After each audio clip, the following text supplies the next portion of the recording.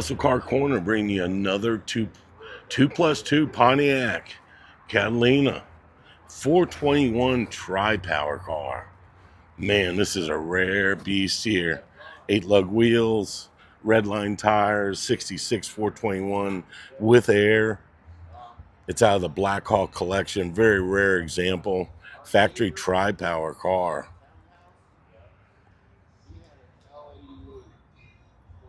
Bucket seats, center console, push button radio, in dash clock, 8-lug wheels, red line radial tires. That was a big deal, was red line radial tires. Look at that factory Pontiac tachometer. This is an automatic car, turbo 400 with a 421. Look at that aftermarket factory air, but dealer installed. This thing's got 55,000 miles on it. And it shows to be original inside. Pretty cool. 421 Super Duty Tri-Power. That's a car right there, man. It's a lot of car. Look at the difference between that black one and this yellow one. I like the black in color a lot better. I want to get a look at this motor. Cool little quarter fins on it. Just beautiful styling for back in the day. And that's what it was all about, that 421, man. That thing turned into a 455 eventually, and I sure would like to see that motor. Well, it's one of those things where I'm not going to try to get that hood open because it's a very heavy hood. While we're here looking, let's go ahead and take a look at this 40 Ford Coupe. It's sharp. Really nice wheels on it. 40 Deluxe Coupe. It's really done up right. Take a look at that. Really nice inside. Love the interior. Really tasteful build on this thing. Door shuts like butter.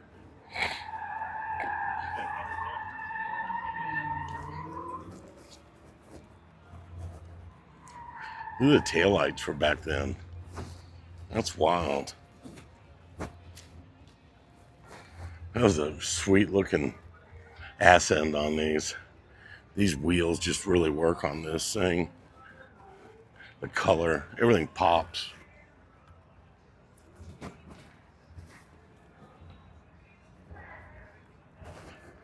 Well, let's take a look at this Hurst Olds real quick. 68 Hurst Olds. Beautiful example. Love the silver with the black. That was just a sharp looking color combination. It's got the original wheels.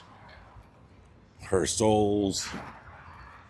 Hurst and GM had quite a partnership together throughout GM's career, pretty much up until like 75 or 76 was the last Hurst Olds, if I'm not mistaken. No, they did have one in 87 as well. This was at Norwalk Dragway. It is a 4-speed car. Pretty rare Hurst Olds. It's nice to see it all original. Not too many of them like this left anymore. Trumpet exhaust on it. Super cool. It was shaped like a trumpet. It's neat that they put the deck lid black and this cove all the way around that black. Just kind of cool paint scheme on it. Hey, Stunkard, what do you think about a 68 Hurst Olds? That's a nice looking car. You know the paint color combination on this, the black, the silver with the white, and then look at the deck lid. It's all black. They painted it black and took the paint on around the quarter panel. You think about what Hurst was doing in '68. They were doing the darts, darts and Barracudas for Chrysler. I mean, they had all kinds of things going on, but part of the reason for setting a production line up was to do these cars. Now, Olsonville, of course, was banned by GM from doing anything over 400 cubic inches. Really? And their releases, yeah, it was a minimum Maximum of 400 cubic inches and everything except Corvette. Corvette could go to 427 and full-size cars could. Okay. But GM 400 was the limit. Well, the way around that was to sell. Hurst built those. They were factory warranted and sold right through the dealership franchise. I think the production was 600 units. Yeah, there wasn't many of them made. It's a 4-speed car as well. Yeah. Now, I will tell you, this is a nut and bolt registration is a 68 Hurst Olds replica. Replica. That's a shame. I did not catch that part because that was a cool car and there wasn't many of them made, you know? Yeah, but that's why someone would make a replica too. So 400 was the highest cubic inch in 68 from GM. Across the board. All of them. I mean, that was why Yanko and Motion and all these other guys were doing Camaros with 427s. You couldn't get a 427 from the factory until 69. Now that was under the table because that was something that, Vince Piggins set up the Copo program to do the 427s. And Hurst actually, on the 69 Hurst Olds, there's some variances to how that actually came together production-wise. It still had the Hurst Olds name on it and the scoop, but we don't know how much of that was done on the assembly line and delivered to Hurst, ready to get customized, and how much of it Hurst actually built. So GM was loosening up. The war was on. I mean, the Fords were out with the 429s and the 428s, and obviously Chrysler had 426 and 440. And GM knew that they were going to have to step up their game, but again, trying to prevent the government from getting involved in their business, they had put 400 cubic inch limits on their mid-sized cars starting in 1964 or 65. And then again, they lifted that obviously in 70 and it went to 454, 455. Yeah. But up until then, the factories were pretty much told you got to keep it to 400 cubic inches. So. For insurance standards as well. The insurance issue wasn't that big yet. The insurance issue came into play during the 68, 69 year. A lot of that had to do with Vietnam. A lot of guys had been in country for 18 months. They came back. The cars were 150 horsepower more. And they were getting killed and hurt. Oh, wow. So the insurance companies had a big part to do with.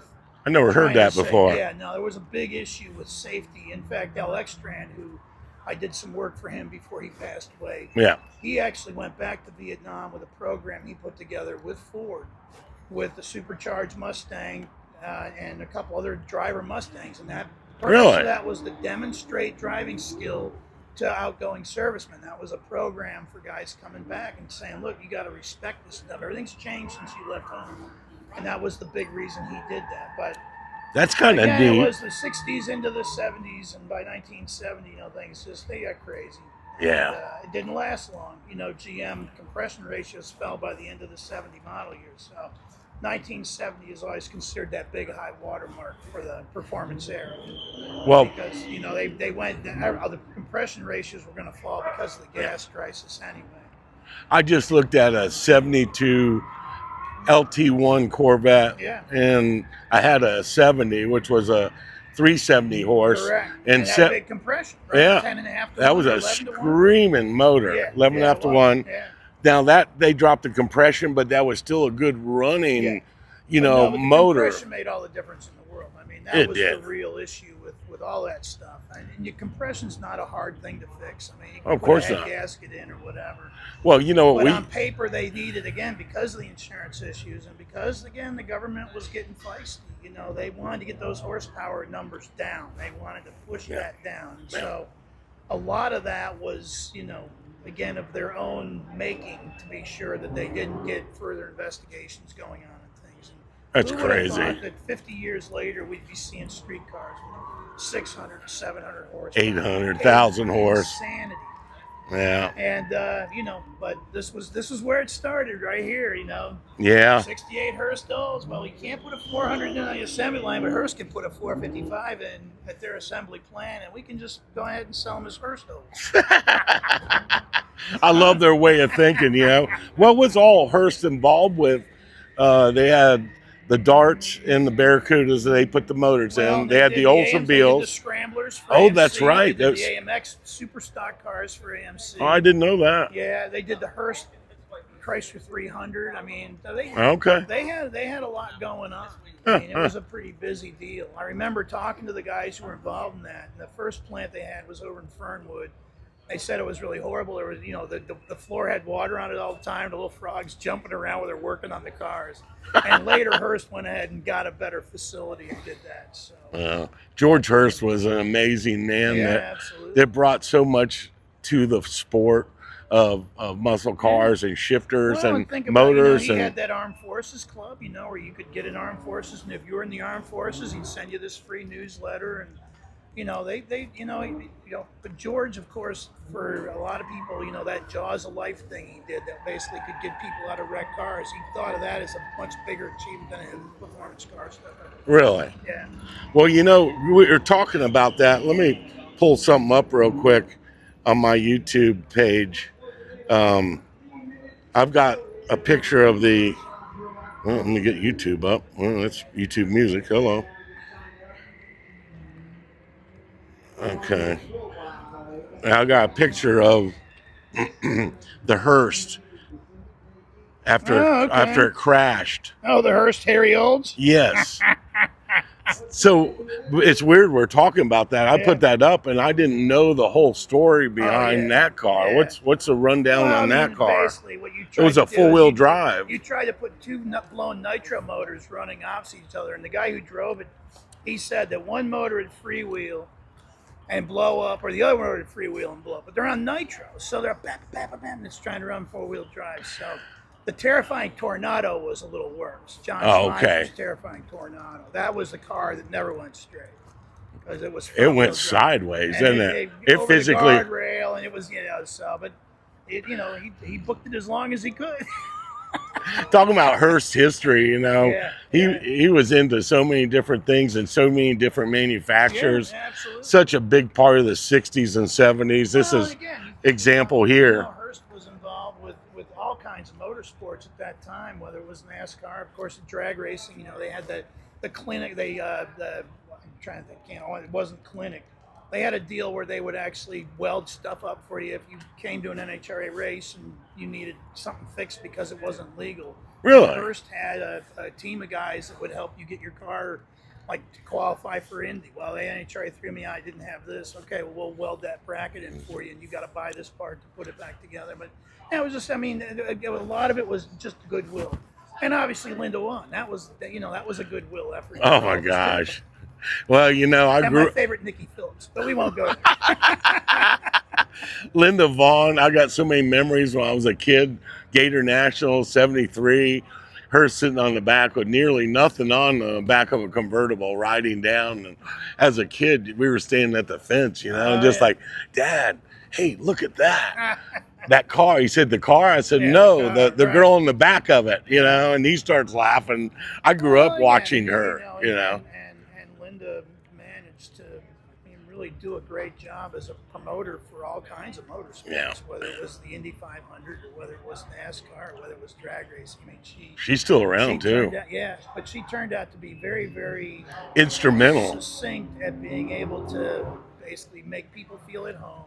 And she was smart. She knew the drivers. She knew enough about the cars to talk about them to an extent. And it was kind of cool.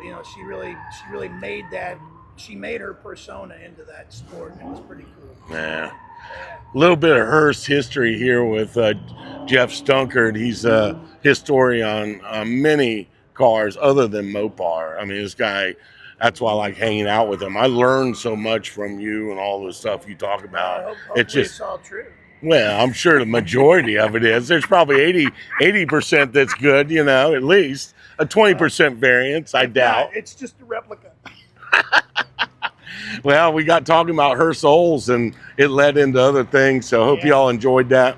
We'll be doing more of that. We're going to start bouncing off some cars and try to get videos with both of us involved with it, showing that we're hanging out and we're muscle car guys here to bring these videos to y'all. So get on Geoff Stunkard, Zookeeper's Diary.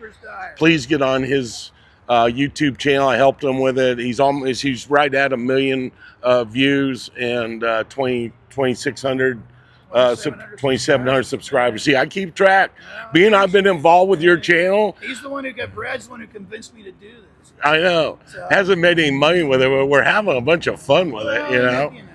There's no magazine work to speak of, so.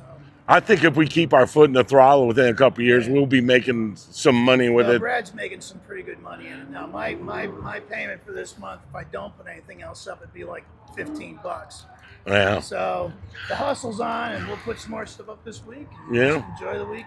Please get on his YouTube channel, help a brother out, a Mopar brother, because I'm involved, and I got to make sure he gets to that 3 and 4 million views. Yeah, you know, right. 3 or 4 million views. I need $3 or $4 million. Got that.